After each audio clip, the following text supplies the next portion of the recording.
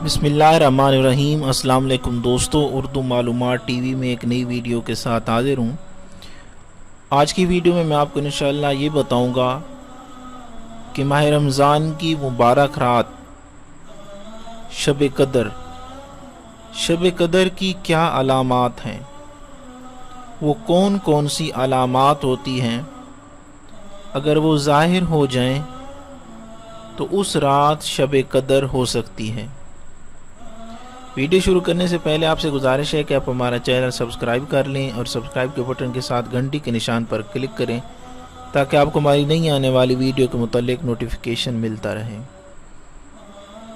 हज़रत सैयदना अबादा बिन साबित रज़ियल्लाहु ताला अन्हो ने बारगाह रिसालत में शब कदर के बारे में सवाल किया तो सरकार मदीना मुनव्वरा सरदार मक्का मुकरमा सल्लल्लाहु ताला अलैहि वसल्लम ने इरशाद फरमाया, शब कदर रमज़ानुल मुबारक के आखिरी अशरे की ताक रातों यानी 21वीं, 23वीं, 25वीं, 27वीं या 29वीं शब में तलाश करो।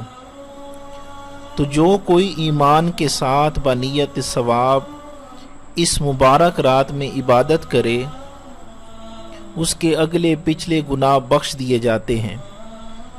उसकी अलामात में से ये भी है कि वो मुबारक शब खुली हुई, रोशन और बिल्कुल साफ़ व शफाफ होती है। इसमें न ज़्यादा गर्मी होती है न ज़्यादा सर्दी, बल्कि ये रात मोतदिल होती है। गोया कि इसमें चाँद खुला हुआ होता है। इस पूरी रात में शयातीन को आसमान के सितारे नहीं मारे जाते। मज़ीद निशानियों में से ये भी है कि इस रात के गुज़रने के बाद जो सुबह आती है उसमें सूरज बग़ैर शुआ के तुलू होता है और वो ऐसा होता है कि गोया 14वीं का चाँद।